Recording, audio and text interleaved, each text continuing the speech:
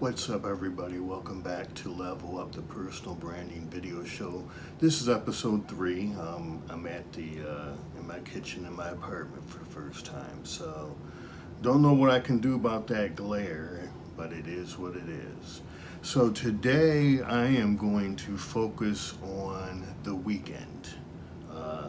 He's doing big things in this new uh, musical environment and this new musical economy. He's doing really well. But I want to do a quick wrap up from the first 2 episodes and got some notes here. So the first one is looking back at ZZ Top, going back to the podcast, and it's still your works and your character and the relationships that you cultivate and do that is the most important part of your brand. I mean, the things that take away from the ZZ Top is, again, it's ultimately, what you do, the little things, your habits, so to speak. The things that you make routine, that your excellence that builds your brand.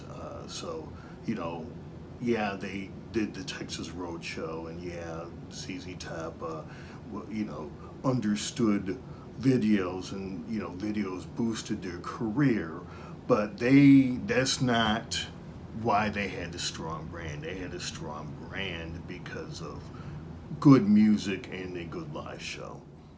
The second takeaway from Madonna is just being open to change and being adaptable. I mean, Madonna is the queen of change, and that's why she's been so successful.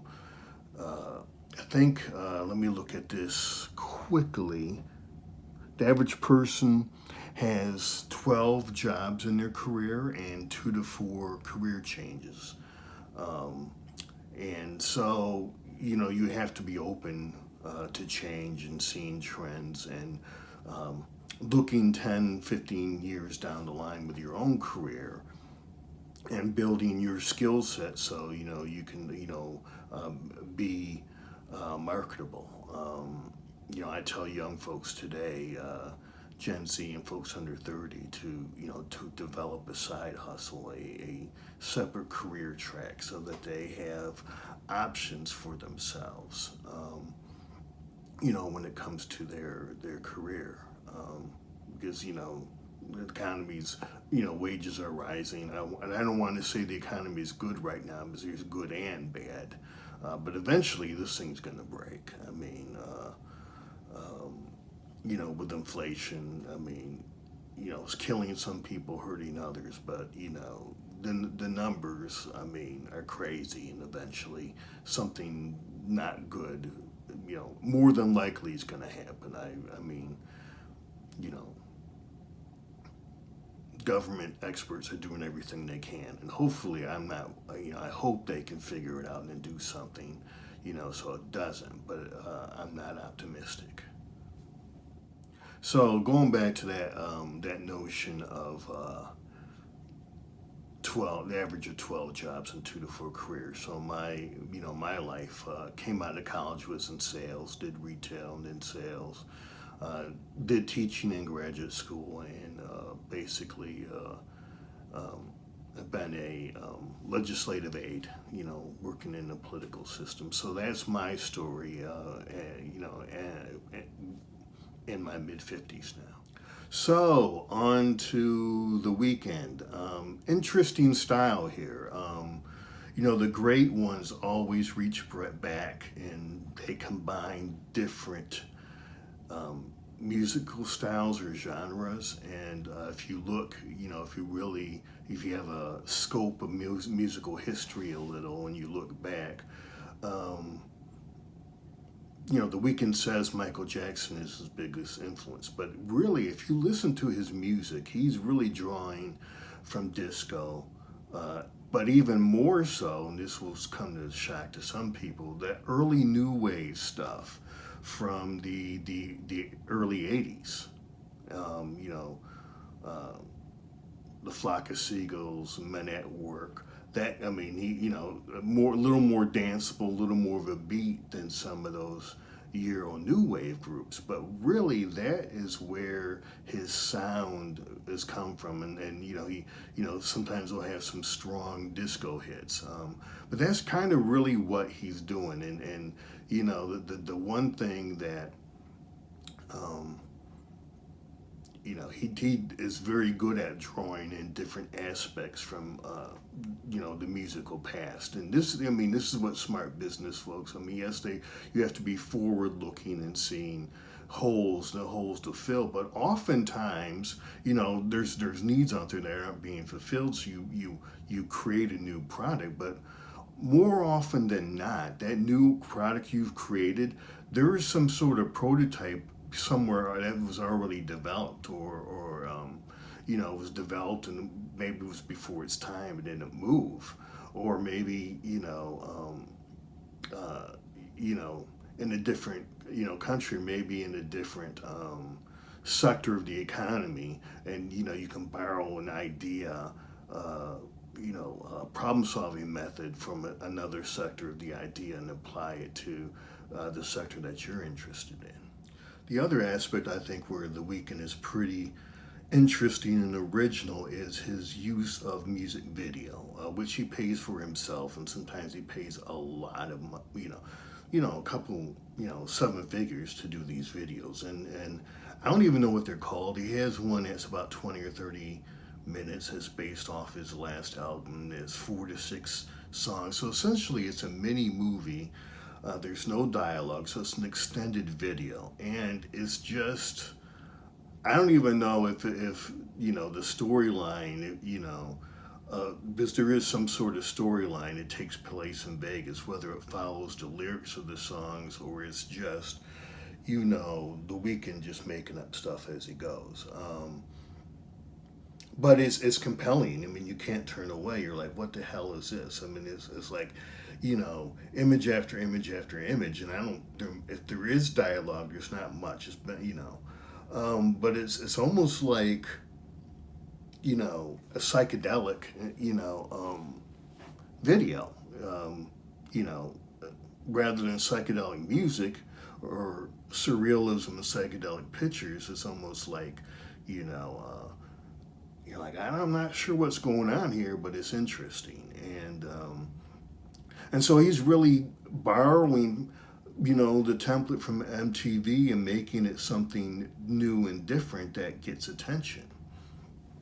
So that's aspect two, I think, of The Weeknd's branding. Aspect three, again, it kind of riffs off of this video and his Super Bowl halftime show from 2020, which was widely panned because a lot of people are like, what the hell's he doing? Why are there bandages on the face?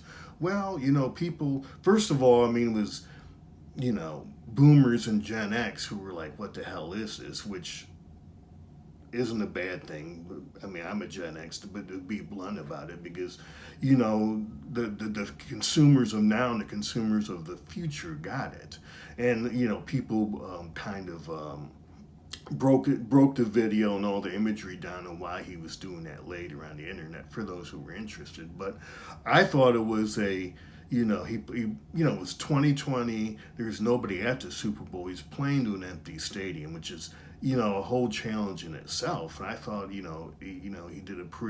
did a good job of this halftime show. And the thing about it is it wasn't boring. And, for all the criticisms that he got for that show, nobody claimed that it was boring.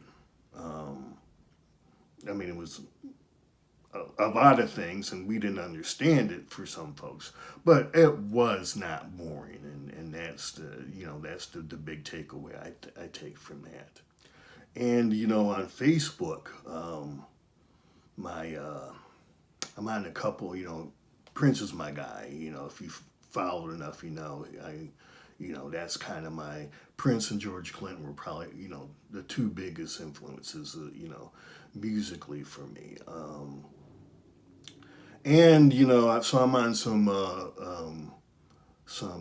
what do you call those on Facebook groups, some Prince groups, and they were just brutal, to the Weeknd, basically calling, the Weeknd Prince Light. And of course, my thing, I don't I tend not to get in arguments on social media outlets because it's a waste of time. But I did, he's not trying to be Prince, and what you have to understand about the Prince fan base is there really is about a third of them who are just completely nuts, and I think that probably the Star Wars and the Prince fan base have those factions are just totally crazy, and so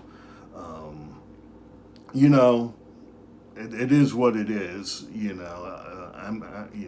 They're gonna say what they're gonna say about Prince, or I mean about the Weeknd. It's you just can't win with some of them. But you know, so I want to go on and give a plug to someone else who does this personal branding using musicians on YouTube, and Brandman Sean does this, and Brandman Sean has also done an episode on the Weeknd, and I encourage you to go check it out. Particularly if you're a Weeknd fan, but I encourage you to go just to check out Brandman Sean stuff. Anyway, his episodes are shorter like mine, and I have not rewatched his episode on the Weeknd. It's been a couple years since I've seen it, but I think he focuses on themes of his music and his lyrics, and he also focuses on how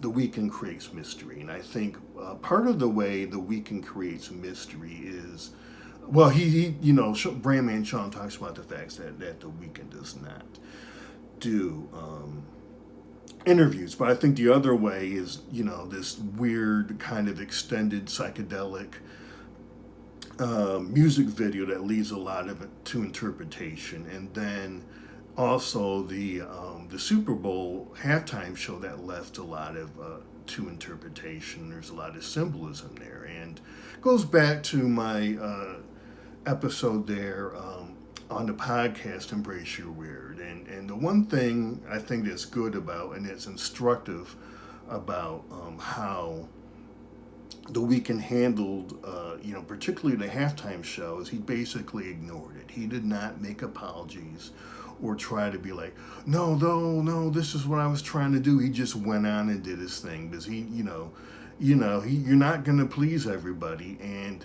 even if you are confusing folks, sometimes that's not a bad thing. I remember, as you're aware, I've written two novels, science fiction fantasy. And I remember, being at a writer's conference and, sitting in one of the workshops, and one of the presenters saying, the golden rules of writing, there's a lot of rules, but the two most important rules are don't bore your reader and don't confuse your reader. Music's a little different. You don't want to bore your listener musically, but it's not necessarily a bad thing, to confuse them, because it can create mystery. And so that's kind of I think he's good at creating mystery. Prince was a master. The Weeknd takes some of Prince's, particularly not doing interviews that Prince, kind of used to build his whole mysterious whatever persona off of. And then finally, the last thing I think he's really good at, and I'm going to focus more on this as I, eventually, with a channel, my channel, Peter O'Hoffer, I'm going to get into just music history and, just kind of being a fan and talking about great albums. But one of the things that, particularly Gen X and boomers struggle with is listening to albums, because they're done differently now. Essentially, it's a single-driven industry, and most of these younger Gen Z millennial artists, even though they're still putting out albums, they are designed to do singles, and they're not these new albums are not, the criticism from Gen X and boomers are is everything sounds alike. And, you're right. Everything does sound alike, and I struggled with it too. And then basically, my thing is, if I like an artist, I see, when their new album pops, I see what hits the charts and what, because I listen to the charts every week off of Spotify and Tidal. Tidal has their Tidal hits is very hip hop oriented, and Spotify has about three different like lists. I mean, hot hits. Today's hot hits and just hits, I think, are the three. So you get an idea of kind of what's popping out there and what commercially what people like. So that's kind of again, I don't think it speaks to the lack of talent. It definitely doesn't speak to the lack of talent for because you have Kanye and people like Kendrick Lamar who are extremely talented and sort of construct their albums on the old model, which is a lot of variety and building out a whole an album, with a smorgasbord, a buffet, so to speak, of sounds and songs. That's not, the only way music makes money now in this economic model is through touring and radio play. And really, I mean, top five song gets you about $1 million, and they call it terrestrial rights. And so, so these albums now are designed to try to get top five hits. And so if you've had hits in the past, the record companies want you to heal real closely to the music you had successfully in the past. And so that sort of is in, for better or worse, that's kind of this new music industry and what it's striving for. It's just, the albums now just aren't what they were 20 or 30 years ago, and it's driven by economics. So her and Post Malone are putting out different albums, but when you see them live or you see them, collaborating with other artists, you see just how talented they really are. And there's still a lot of very talented young artists. It's just that they're making music with labels under a horrible economic model that was kind of thrust on them by consumers and the fans, and younger consumers and fans, because I mean there's only a few avenues to make revenue, and record companies are in the job of making money. So that's my, stake on, or my say on that. So I think I'm going to wrap this one up. Thank you again for sticking around, and Jimi Hendrix T-shirt here. That is, in honor of, these psychedelic videos that The Weeknd likes to do. So do me a favor, hit the like button and subscribe to the channel. You see I have other good stuff, and right now the focus of the channel really is on branding and moving into branding and how musicians use branding. But if you subscribe to the channel, you also get access through the channel for my music. I have 4 albums out. I'm also on all the streaming channel, the streaming platforms, Spotify, Apple, and the other ones. But, I do have a website as well, www.peterocoffer.com. But if you subscribe to the channel, you'll know when new stuff is coming, and you'll see you'll see when I have new episodes. So thank you again, and see you soon.